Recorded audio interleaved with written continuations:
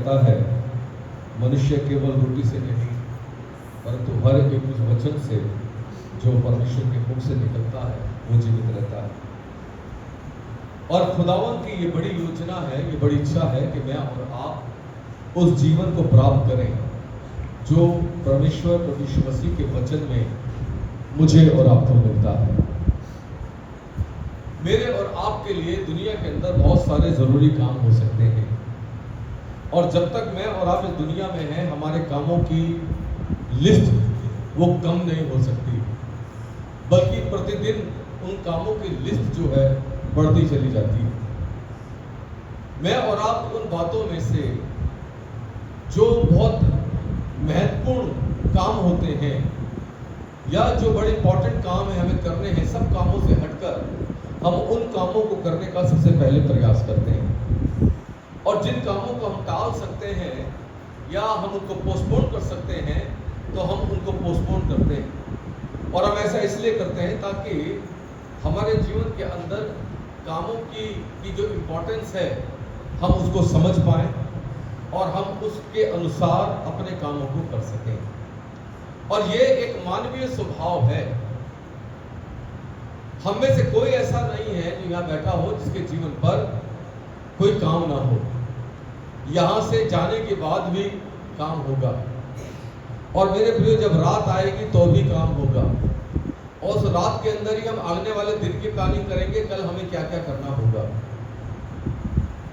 क्योंकि मैंने कहा ये एक मानवीय प्लानिंग है और ये मेरे प्रिय तब और भी अधिक महत्वपूर्ण हो जाती है जब मेरे प्रियो हमारे इन कामों के अंदर पवित्र आत्मा का हस्तक्षेप हो जाए।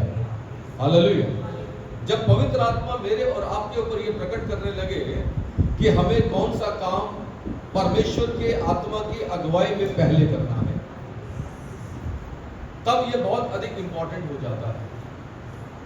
यूहन्ना रचित सुसमाचार 4 अध्याय के अंदर मैं और आप एक ऐसी घटना को देखते हैं जहां पर प्रभु यीशु मसीह को एक कार्य करने के लिए उसकी महत्वपूर्णता को समझना पड़ा और जाना पड़ा। ठीक है। और यूहन्ना रचित सुसमाचार 4 अध्याय मेरे प्रियो यहाँ पर ये जो अध्याय है सामरी स्त्री के बारे में है, लेकिन तो भी मेरे और आपके सीखने के लिए इसके अंदर ऐसी बातें हैं जिनको सीखने के बाद मैं और आप अपने आत्मिक जीवन को सुधार सकते हैं और ना केवल अपने आत्मिक जीवन को सुधार सकते हैं बल्कि मैं और आप अपने व्यवहारिक जीवन के अंदर भी एक बड़े बदलाव को या सुधार को ला सकते हैं।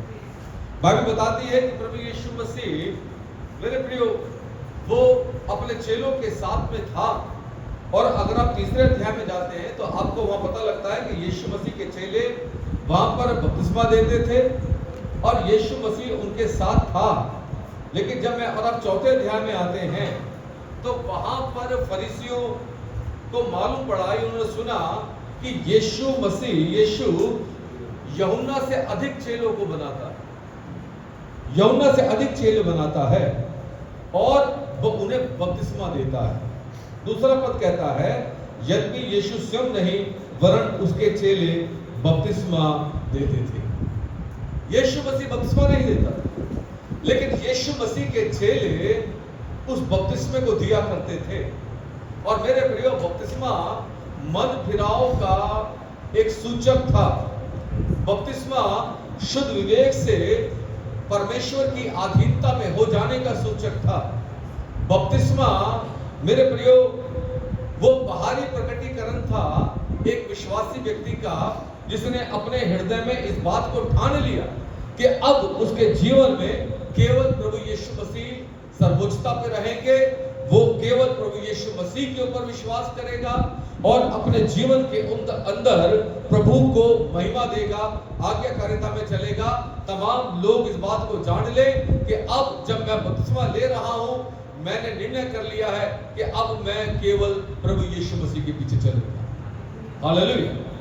बाइबल कहती है यीशु मसीह के चेले बपतिस्मे को दिया करते थे और फिर आगे लिखा है और उसको सामरिया से होकर जाना अवश्य था।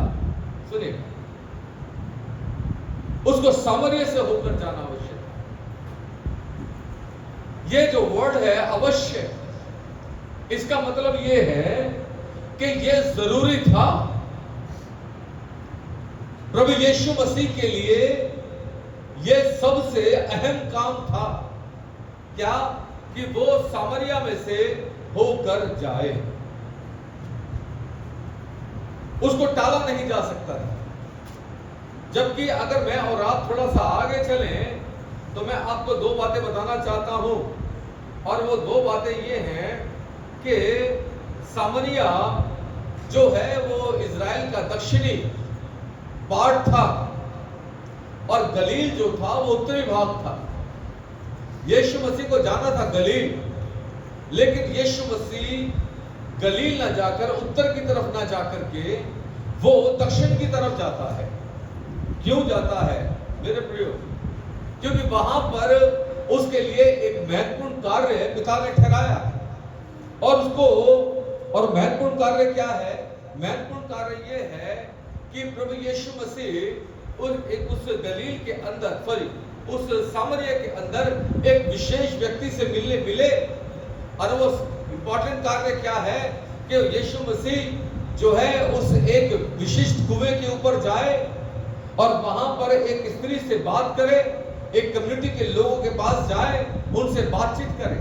और इसलिए यहां पर लिखा है उसको सामरिया से होकर जाना अवश्य था, यानी कि जाना ही जाना था। मेरे प्रियो, अगर हमें एक कोई कमीशन दिया जाए, एक कमीशन हमें दिया जाए कि आपको यह काम करना है, तो कमीशन का मतलब क्या होता है? बाकी सारे काम पीछे, पहले क्या करना है? इस कमीशन को पूरा करना है। सुनिएगा, मैं और आप मसीह यीशु मसीह के सैनिक हैं। मैं और आप प्रभु यीशु मसीह के योद्धा हैं, और योद्धा का काम यह है कि जिसने उसको भर्ती किया है वो अपने भर्ती करने वाले को प्रसन्न करे। हालेलुया। आज से 2025 साल पहले जब प्रभु यीशु मसीह पृथ्वी के ऊपर आया, वो एक बड़े कमीशन के साथ आया, वो एक बड़े उद्देश्य के साथ आया। और वो उद्देश्य ये था कि इस पृथ्वी के ऊपर वो परमेश्वर के राज्य की स्थापना करे। उसका उद्देश्य था कि लोग नरक में जाने से बच जाएं। उसका उद्देश्य था वो लोगों के ऊपर जीवन और मरता को प्रकाशित करे। उसका उद्देश्य था कि वो अंधकार और पाप में निराश और आशाहीन बैठे हुए लोगों को अपने पिता की ज्योति में लाए और उनको उद्धार में प्रवेश कराए, उनको पापों की क्षमा प्रदान करे। और इसलिए मेरे प्रियो, इसी उद्देश्य के साथ वो आया था। और यह बाइबल मुझे और आपको कहती है, बाइबल मुझे और आपको बताती है, यीशु मसीह लिखा है उसको सामरिया से होकर जाना था। पिता ने उसके लिए इस बात को ठहराया था कि उसका पुत्र जो है एक विशेष स्थान के ऊपर अर्थात सामरिया में जाए, और वहां सामरिया में भी एक विशेष स्थान या एक विशेष कुएं के ऊपर जाए और वहां पर वो एक स्त्री के साथ में बातचीत करे। और इसलिए मेरे प्रिय, बाइबल यहां में आगे कहती है, इसलिए वो सुखार नामक कुएं के एक नगर तक आया जो उस भूमि के पास है जिसे याकूब ने अपने पुत्र यूसुफ को दिया था। और याकूब का कुआं भी वही था, अर्थात यीशु मार का थका हुआ उस कुएं पर यूं ही बैठ गया। और ये बात 6 घंटे के लगभग थी, 6 घंटे के लगभग, दिन निकलने के 6 घंटे के बाद, यानी कि दोपहर का समय। और उस रेगिस्तानी भूमि के अंदर मेरे प्रियो, दोपहर जो है वो बहुत अधिक गर्म होती है। और इस बात को मुझे और आपको जानना चाहिए। जब मैं इसको स्टडी कर रहा था तब मैंने गूगल के ऊपर समय देखने के लिए कि समय 6 घंटे का मतलब क्या हो सकता है, मैंने गूगल के ऊपर डाला दिन का 6ठा घंटा मतलब हाँ उसका वो कौन सा टाइम होगा, तो गूगल ने बताया दोपहर के 12 बजे। सुनिए, और इतने दोपहर के समय पर मेरे प्रिय यीशु मसीह वहां बैठ गया, क्योंकि उसको एक विशेष काम को पूरा करना था। अधिकतर रेगिस्तान के अंदर लोग या तो सुबह सुबह पानी भरते हैं या फिर शाम को पानी भरने के लिए आते हैं। लेकिन जब यीशु मसीह वहां बैठा हुआ है तो बाइबल कहती है 7वें पद से, इतने में एक सामरी स्त्री जल भरने आई। यीशु ने उससे कहा, मुझे पानी पिला, क्योंकि उसके चेले तो नगर में भोजन मोल लेने के लिए गए थे। उस कुएं के ऊपर केवल प्रभु यीशु मसीह बैठे हैं और वहां पर कोई दूसरा और नहीं। लेकिन वहां पर यह स्त्री, एक सामरी स्त्री जिसका कोई नाम नहीं दिया गया है, यह स्त्री उस दोपहर के समय पर वहां पर उस कुएं से पानी भरने के लिए आई है। और यह बात मेरी और आपकी समझ से थोड़ा सा हट जाती है। क्यों? यह स्त्री दोपहर में पानी भरने के लिए क्यों आई है? और मेरे प्रियो, जब मैं और आप यीशु मसीह का वार्तालाप उसके साथ देखते हैं, तब मुझे और आपको यह समझ में आता है कि वो क्यों पानी भरने के लिए आई है। बाइबल यह कहती है, जरा देखिए 15 पद से पढ़े, जरा 14 से लिखा है, परंतु जो कोई उस जल में से पिएगा जो मैं उसे दूंगा, क्योंकि आप कहानी को जानते हैं इसलिए मैं थोड़ा सा स्किप करता हूं। लिखा है, वो अनंत काल तक प्यासा ना होगा। जो जल में से दूंगा वो उसमें सोता बन जाएगा, जो अनंत काल के लिए उमड़ता रहेगा। स्त्री ने उससे कहा, हे प्रभु, वो जल मुझे दे ताकि मैं प्यासी ना हो, ना जल भरने को इतनी दूर आऊं। यीशु ने उससे कहा, क्या कहा? जा अपने पति को यहां बुला ला। उस स्त्री ने यीशु मसीह को जवाब दिया, क्या? मैं बिना पति की। और लिखा है, यीशु ने उससे कहा, तू ठीक कहती है, मैं बिना पति की हूं, क्योंकि तू 5 पति कर चुकी है, और जिसके पास तू अब है वो भी तेरा पति नहीं, ये तूने सच कहा है। सुने, हमारी समझ में आता है मेरे प्रियो, क्या ये स्त्री दोपहर में जल भरने के लिए क्यों आई? क्योंकि ये उस समय के समाज में हो सकता है, समाज की दृष्टि में ये एक अत्यंत पापी स्त्री हो। समाज के लोग इसको अत्यंत पापी काउंट करते हो।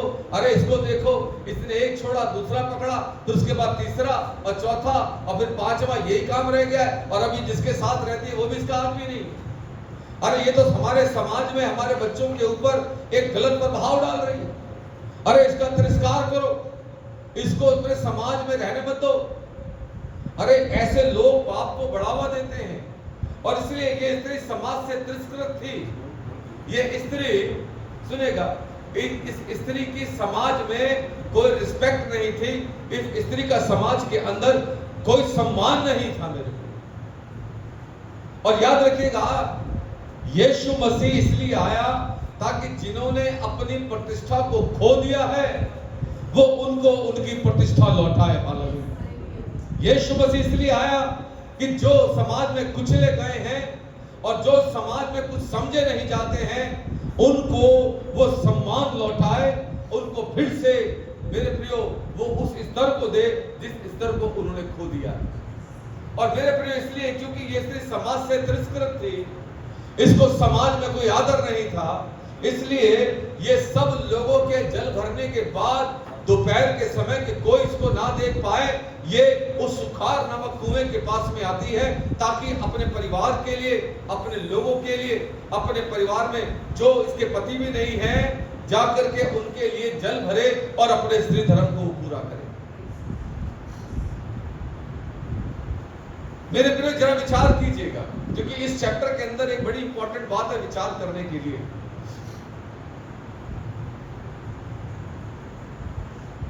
बाइबल कहती है वो स्त्री जल भरने के लिए आई। उसको नहीं पता था कि आज उस कुएं के ऊपर उसकी मुलाकात किससे होने वाली है। उसको नहीं पता था, क्योंकि वो तो समाज से तिरस्कृत थी, वो लोगों की दृष्टि में मेरे प्रिय घृणित थी।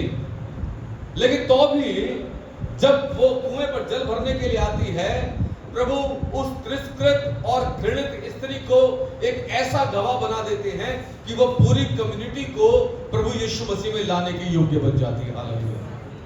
जो धर्मी लोग नहीं कर पाए हैं, मेरे प्रियो, परमेश्वर वो कार्य उन पापियों से ले लेता है जिनके जीवन को प्रभु बदल देते हैं। हालेलुया। आमीन। मैं खुदावंद का धन्यवाद करता हूं। हालेलुया। इसलिए यीशु मसीह ने कहा, मैं धर्मियों को नहीं लेकिन मैं पापियों को बचाने के लिए आया हूं। और यही वो बड़ा कारण था। प्रभु चाहते तो वो सुबह या शाम के समय भी उस कुएं के ऊपर आ सकते थे, लेकिन पिता ने उनके ऊपर इस बात को प्रकट किया कि अगर तो दोपहर में जाएगा तो वहां पर एक स्त्री है। हो सकता है, मैं ऐसा सोचता हूं, ये स्त्री अपने पापों के ऊपर शर्मिंदा हो, और हो सकता है इजराइल के परमेश्वर यहोवा की दुहाई देती हो, ये बार बार माफिया मांगती हो, खुदा मुझसे गलती हो गई है, खुदा आप मुझे माफ कर दो, हे परमेश्वर मुझे ऊपर दया करो, अरे मैंने पाप किया है, अरे मैं इनको छोड़ना चाहती हूँ, मैं निकलना चाहती हूँ, लेकिन मेरे पास कोई रास्ता नहीं है, अरे मैं समाज में फिर से उस मकाम को हासिल करना चाहती हूँ, मैं रुतबा चाहती हूँ, परमेश्वर आप मेरी सहायता करें। और इसलिए पिता ने यीशु मसीह को इस बात को प्रकट किया। और तब मेरे प्रिय, जब एनकाउंटर होता है तो आप इसके 39वें पद में जाते हैं, तब आपको इस बात का पता लगता है। वो कहती है, जब जाके सामरिया में लोगों को गवाही देती है, तो कहती है, उसने यानी यीशु ने सब कुछ जो मैंने किया था मुझे बता दिया है। जो कुछ मैंने किया था। आज का टाइम सोशल मीडिया का टाइम है, और मेरे प्रियो, आजकल के जवानों के पास, सबके पास, हमारे पास सोशल अकाउंट है। मैं और आप अपनी छोटे छोटे कामों को, छोटी छोटी बातों को सोशल मीडिया के ऊपर हम जो है शेयर करते हैं, इसलिए ताकि दुनिया के लोग जाने। ठीक है। और हम सोशल मीडिया के ऊपर बहुत सारी बातों को जान लेते हैं, कौन कहां गया हुआ है, कौन किससे मिल रहा है, किसने ब्रेकफास्ट किया है, कौन लंच कर रहा है, कौन कौन से होटल में है, कौन से रेस्टोरेंट में है, आज किसके साथ कौन था, सारी बातें खुली हुई हैं। लेकिन धन्यवाद इस बात का है कि उस समय प्रभु यीशु मसीह के पास कोई सोशल अकाउंट नहीं था मेरे प्रिय, क्योंकि वो राजाओं का राजा है मेरे प्रिय, वो प्रभुओं का प्रभु है। वो प्रति एक रात्रि में जब अपना समय पिता के साथ प्रार्थना में बिताता है, तो परमेश्वर पिता उसके ऊपर आने वाले दिन के अंदर उसको क्या करना है, उस टास्क को, उस कमीशन को उसको देते हैं। और उस कमीशन को लेने के बाद ही प्रभु यीशु मसीह दोपहर के समय 12 बजे वहां उस कुएं के ऊपर उपस्थित है मेरे प्रिय। किस लिए? ताकि उस कमीशन को जिसे पिता ने यीशु मसीह को दिया है उसको वो पूरा करे। हालेलुया। और पिता ने उसके ऊपर उन सारी बातों को दर्शाया। सुनेगा, आप में से कितने लोग हैं जो ये चाहते हैं कि परमेश्वर उनकी अंतर्दृष्टि को खोले? 1 2 आमीन, 3 4, अरे सारे लोग भाई। लेकिन अंतर्दृष्टि को खोलने के लिए मेरे प्रिय ऐसे नहीं खुलेगी। अंतर्दृष्टि को खोलने के लिए आपको मेहनत करना पड़ेगा, और वो मेहनत किया है। और वो मेहनत ये है कि आप प्रार्थना में जाएं, और इफिसी की पत्री पहले अध्याय के अंदर जहां पर पौलुस कहता है, और तुम्हारे मन की आंखें ज्योतिर्मय हो जाएं, आपको इसको क्लेम करना पड़ेगा, कहना पड़ेगा, प्रभु मेरे मन की आंखों को ज्योतिर्मय कर, ताकि मैं अंधेरे में देख सकूं, ताकि मैं प्रभु वो देख सकूं जो एक व्यक्ति, एक इंसान अपनी आम आंखों से देख नहीं सकता। और मेरे प्रियो, जैसे जैसे आप अभ्यास करते जाएंगे, वैसे वैसे परमेश्वर आपकी अंतर्दृष्टि को खोलता रह चला जाएगा। लेकिन उसके लिए जरूरी ये है कि आपको परमेश्वर के तरीके से चलना होगा, अपने तरीके से। और इसलिए जब प्रभु यीशु मसीह ने इसके सच को देखा, इसने कहा तू सच कहती है, तू 5 पति कर चुकी है, और जिसके साथ तू अब रहती है वो भी तेरा नहीं है। अचंभित हो गई और जाकर के तमाम सामरिया के लोगों को कहने लगी, अरे जो कुछ मैंने किया था, अरे तुम शायद मेरे बारे में नहीं जानते होगे, तुम तो मेरे 1 2 पति के बारे में जानते होगे, है ना, मैंने छुपाया होगा तुम्हारे से, तुम्हें पता नहीं, तुम्हें तो ये पता है प्रेजेंट में मैं यही मेरा पति है। लेकिन उसको देखो, उसने जो कुछ मैंने किया था। आज मैं और आप एक दूसरे से अपनी बहुत सारी बातों को छुपा सकते हैं, और हो सकता है कि एक दो बातें हमारी किसी को पता भी लग जाएं, लेकिन तो भी मेरे प्रियो हमने अपने ऊपर एक कवर को डाल रखा है, ठीक है, और उस कवर के अंदर केवल मैं और आप ही झांक सकते हैं। बाइबल कहता है कौन भला किसी बाइबल कहती है कौन भला किसी मनुष्य के मन की बातों को जानता है, केवल उस व्यक्ति का आत्मा जो उसमें रहता है, जो उसमें वास करता है। लेकिन यहां मेरे प्रियो हमारे प्रभु हैं, जिसके लिए बाइबल कहती है भजन 139 के अंदर, अगर मैं अंधकार में भी छुप जाऊंगा तो भी वो अंधकार तेरे सम्मुख में वो उजाला बन जाएगा। हालेलुया। और इसलिए मेरे और आपके जीवन की सब बातें हमारे प्रभु यीशु मसीह के सामने, हमारे उद्धारकर्ता के सामने कैसी है, खुली हुई है और बेपर्दा है। मेरे प्रभु सामने स्त्री कह रही है, उसने मैंने जो कुछ भी किया, उसने क्या करा, वो सब कुछ बता दिया। और मैं खुदाओं का धन्यवाद करता हूं, लोग यीशु मसीह के पास आने लगे और यीशु मसीह वहां 2 दिन तक रहा, और तब 41 पद में मैं और आप पढ़ते हैं, वहां पे लिखा है उसके वचन के कारण और भी बहुत से लोगों ने विश्वास किया। और स्त्री से कहा, लोगों की टेस्टमनी सुनी, क्या कहा, अब हम तेरे कहने ही से विश्वास नहीं करते, क्योंकि हमने आप भी सुन लिया है और जानते हैं कि ये सचमुच जगत में जगत का उद्धार करता है।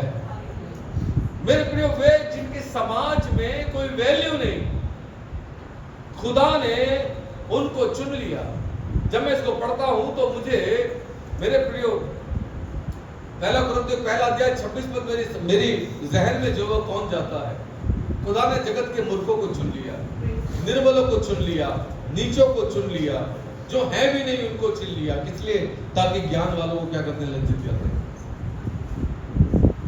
लेकिन तो अभी एक बड़ा इंपॉर्टेंट इश्यू जिसके लिए प्रभु यीशु मसीह यहां पर थे मेरे प्रियो, वो ये था कि यीशु मसीह उस स्त्री के साथ में बातचीत कर रहे हैं।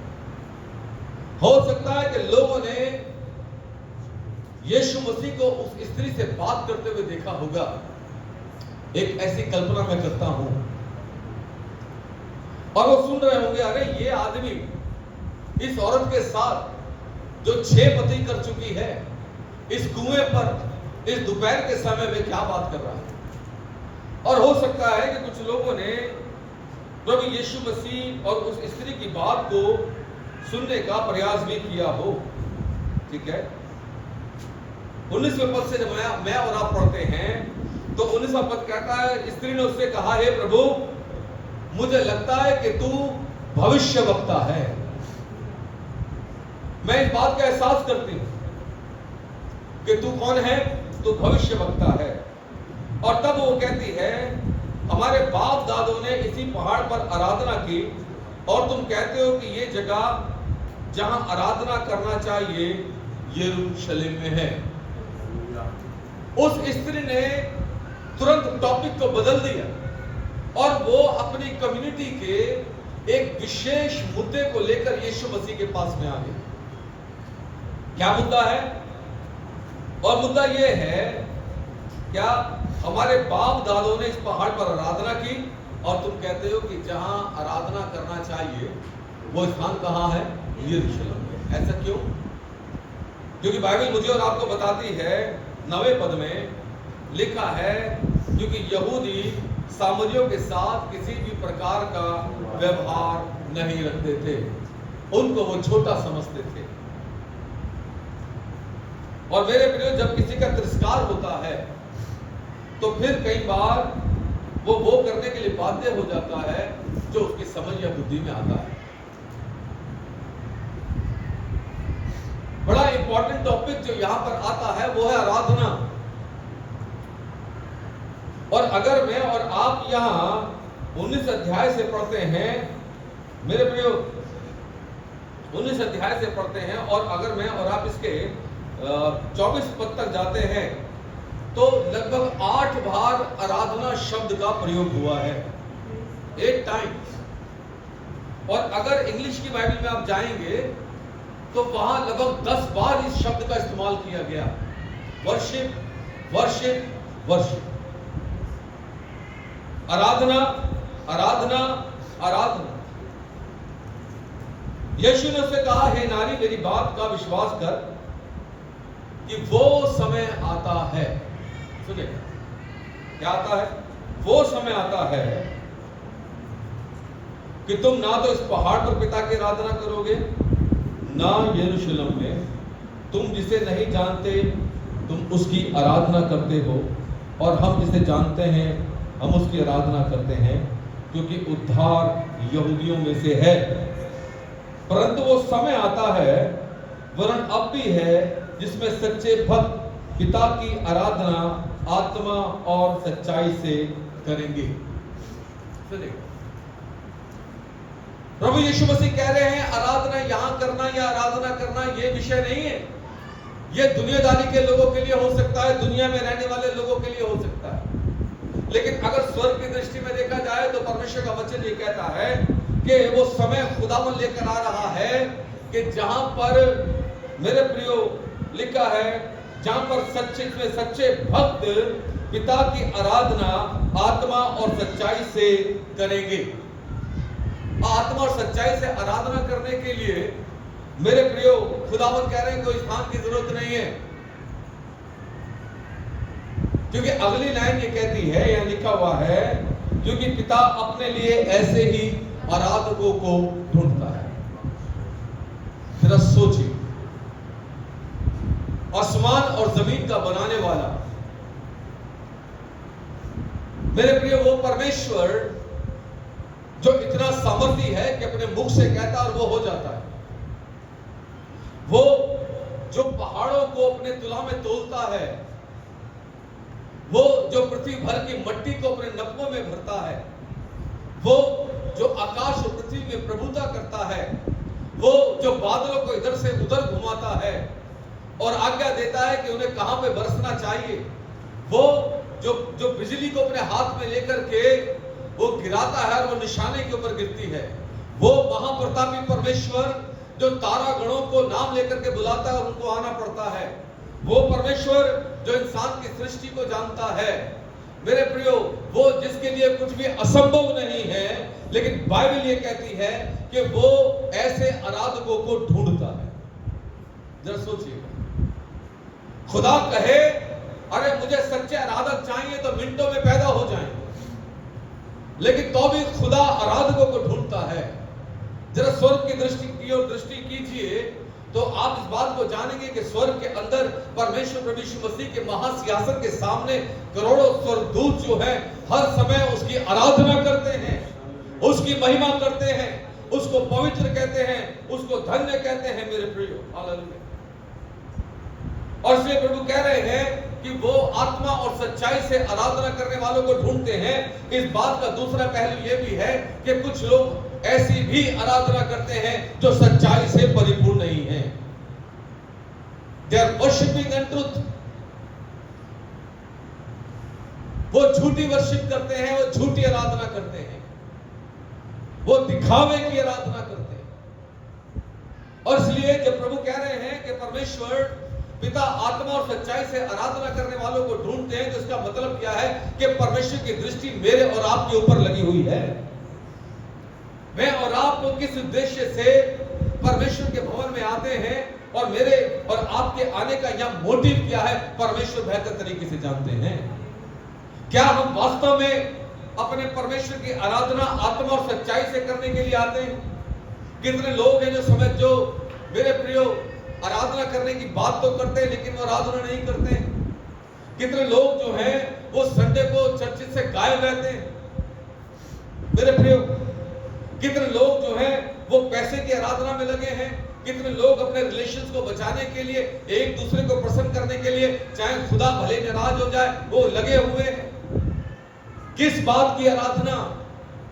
मेरे प्रियो कैसे हम सच्चाई से और पवित्रता से और आत्मा से आराधना करना सीखेंगे? खुदा का वचन कहता है पिता ऐसे आराधकों को ढूंढता है। जानते हैं क्यों? आत्मा और सच्चाई की आराधना जब आप करते हैं तो ये आपके विरोधी के लिए और आपकी परिस्थितियों के लिए मेरे प्रियो एक बड़ी चुनौती होती है। जब आप कठिन परिस्थितियों में और अपनी परीक्षाओं में आराधना करते हैं तो मेरे प्रियो आप शत्रु को कह रहे होते हैं, मैं इन परीक्षाओं के ऊपर जयवंत हूं, मेरे मन का आनंद गया नहीं है और मेरा प्रभु मेरे साथ में है। आमीन। इसलिए खुदा कहता है आत्मा और सच्चाई से आराधना। मेरे प्रियो आपकी परिस्थितियों के अंदर हो सकता है कोई मनुष्य उस परिस्थिति के अंदर आपके साथ खड़ा ना हो, लेकिन जब आप आराधना करते हैं, आप सच्चाई से परमेश्वर को पुकारना शुरू करते हैं, तो मेरे प्रियो वो आसमान का खुदा, मेरे प्रियो वो आपकी परिस्थिति के कारण आपके मध्य में आता है। जानते हैं क्यों? क्योंकि बाइबल कहती है भजन संहिता 22 के 3 पद के अंदर इजराइल का परमेश्वर स्तुतियों में विराजमान रहता है। आमीन।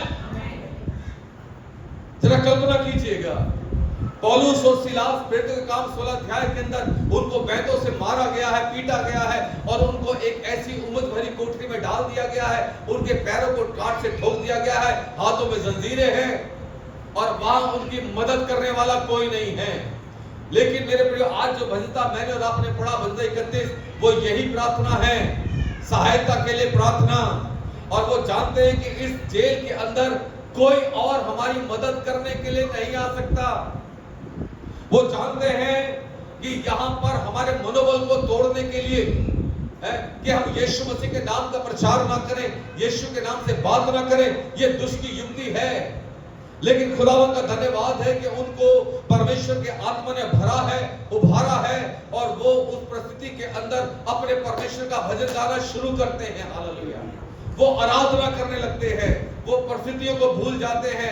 अरे छोड़ दो, अगर हमारे पैर काट में ठुके हैं तो, अगर हमारे हाथों में लोहे की जंजीरें हैं तो, अगर इतनी उम्मत यहाँ पर है, अरे जाने दो, हमारा एक ही काम है, we are the warrior of Christ. Hallelujah. हम मसीह के योद्धा हैं और हम अपने परमेश्वर की आराधना करेंगे। हालेलुया।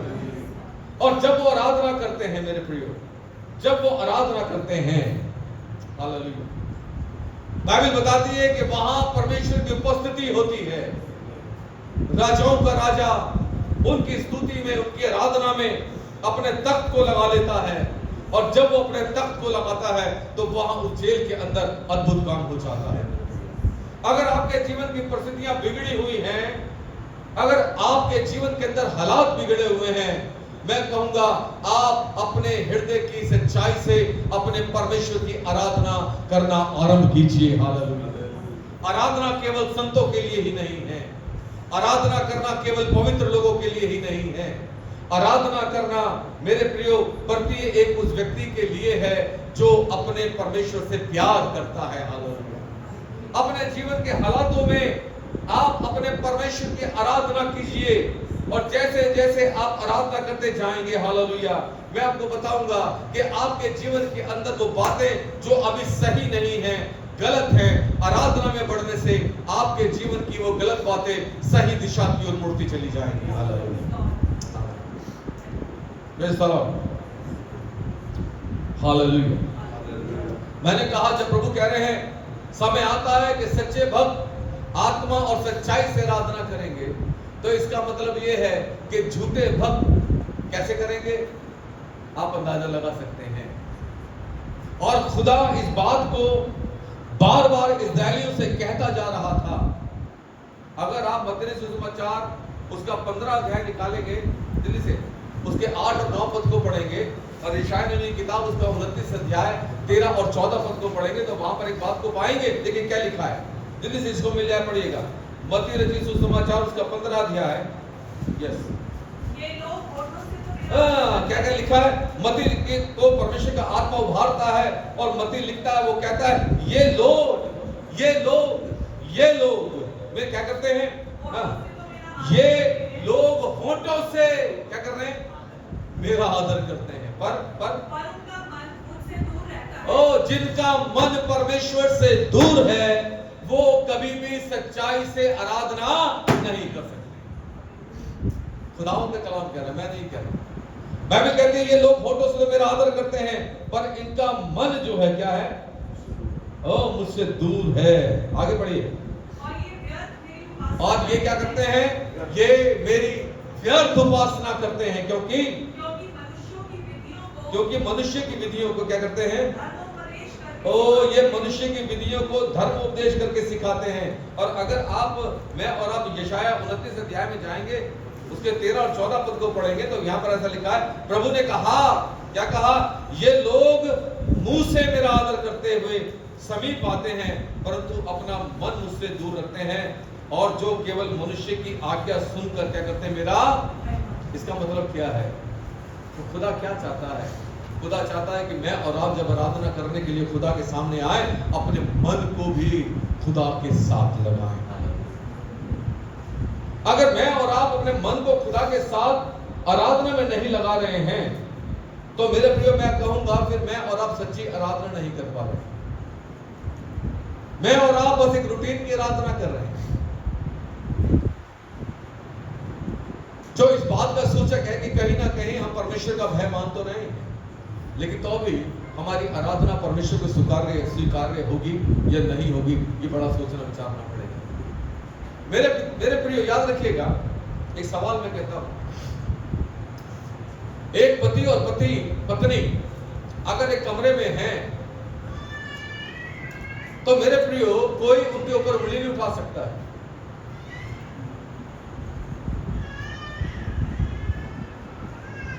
मैं और आप कलीसिया, और कलीसिया का एक एक जन वो प्रभु यीशु मसीह की दुल्हन का हिस्सा है। सुनिएगा, और इसलिए मैं और आप गुप्त में परमेश्वर की आराधना किस रीति से करते हैं, ये मायने रखता है। हमें इस बात को भूलना नहीं चाहिए।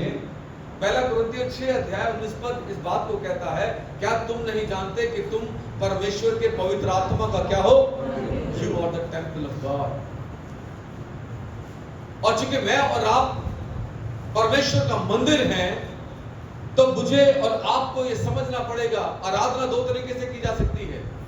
दो ही तरीके आराधना करने के, एक आराधना जो निजी तौर पर है, और एक आराधना सामूहिक तौर पर है। मैं और आप यहाँ जब कलीसिया में हैं, तो मैं और आप सामूहिक या सामाजिक तौर पर खुदावन की आराधना करते हैं, और ये बात हमें प्रभु यीशु मसीह की प्रार्थना जो उसने हमें सिखाई है उसका स्मरण दिलाती है, जब हम कहते हैं आए हमारे बाप, सामूहिक तौर पर। लेकिन जब मैं और आप निजी तौर पर आराधना करते हैं, तो मेरे प्रियो हम अपने परमेश्वर को कहते हैं, तू मेरा पिता है, यू आर माई फादर, तू मेरा छुड़ाने वाला है। ठीक है? और वो पिता जो मेरा और आपका दूल्हा भी है, वो चाहता है कि मैं और आप उसके साथ क्या हो? मैं और आप उसके साथ घनिष्ठ संबंधों में हो जाएं, क्योंकि बाइबल कहती है परमेश्वर आत्मा है, और मेरे प्रिय जो आत्मा सच्चाई से उसकी आराधना करता है, वो उसकी आत्मा के साथ में एक हो जाता है। वो चाहता है कि मैं और आप एक हो करके with one spirit and one accord, यानी एक मन के साथ हम अपने परमेश्वर की आराधना करेंगे। और अगर मैं और आप ऐसा करेंगे, सुनिएगा, मैं और आप ऐसा करेंगे, तो मेरे प्रियो मैं और आप सच्चाई से आराधना करना सीख जाएंगे। जरा निकालिएगा श्रेष्ठ गीत, निकालिए, यिर्मयाह के बाद होना चाहिए श्रेष्ठ गीत। देखें, यस, ये इलाफ गीत है, जिसको मिल जाए श्रेष्ठ गीत निकालिएगा।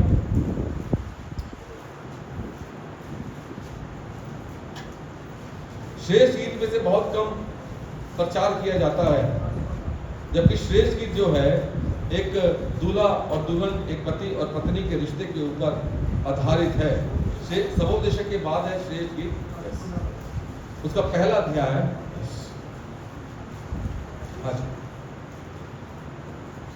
पहला पद, दूसरा पद पढ़ दीजिए, पहला दूसरा पढ़ दीजिए। श्रेष्ठ गीत जो सुलेमान का है, हाँ, वह अपने मुंह के चुम्बनों से मुझे चूमे, और क्योंकि तेरा प्रेम दाख मधु से उत्तम है। जान सुनिएगा, ये स्टेटमेंट किसका? ये मधु का स्टेटमेंट है। एक दुल्हन क्या चाहती है? एक दुल्हन चाहती है कि उसका दुल्हा क्या करो, उसको उससे प्रेम करे। और मेरे प्रिय दूल्हा भी चाहता है ना, दूल्हा भी चाहता है कि वो एक ऐसा समय उसको मिले कि वो अपनी दुल्हन के पास में बैठ सके। मैं और आप सच्ची आराधना की बात कर रहे हैं, लेकिन विचार ये करना है कि मैं और आप कितना समय अपने खुदा के साथ में बिता पाते हैं।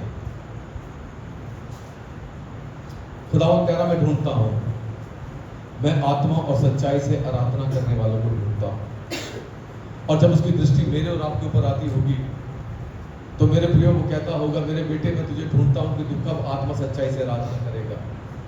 मेरी बेटी तू कब आत्मा और सच्चाई से मुझे पुकारना सीखेगी। मेरे बच्चे तू कब अपने प्रेम को मुझे दिखाएगा।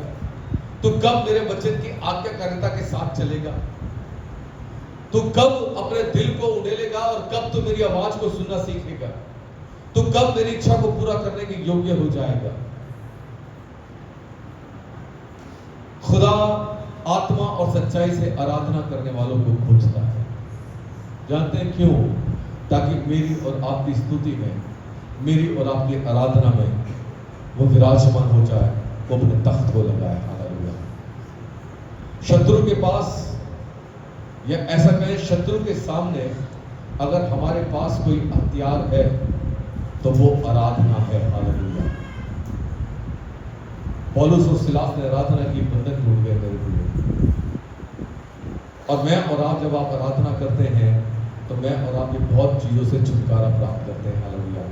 कलेश खत्म हो जाते हैं, बंधन टूट जाते हैं, मैं और आप आत्मा के आनंद से भर जाते हैं। आमीन। जरा विचार कीजिएगा, खुदा आत्मा और सच्चाई से आराधना करने वालों को ढूंढता है, तो क्या खुदा मुझको ढूंढता है? क्या मैं आत्मा और सच्चाई से अपने खुदा की आराधना कर सकता हूं? याद रखिए, वो पक्षपात नहीं करता, लेकिन जो वास्तविकता में अपने खुदा की आराधना आत्मा और सच्चाई से करेगा, मेरे प्रियो, वो सामर्थ पाएगा, वो कलेशों में स्थिर हो जाएगा, वो अपने परमेश्वर की निकटता में आएगा, उसके आनंद से भर जाएगा, उसकी सामर्थ को एहसास कर पाएगा। आमीन। God bless you. खुदा हम सबको को आशीष दे। आइए हम प्रार्थना में चलेंगे, अपनी आंखों को बंद करें। धन्यवाद मुझे, धन्यवाद। 1 मिनट के लिए अपने लिए प्रार्थना कीजिए।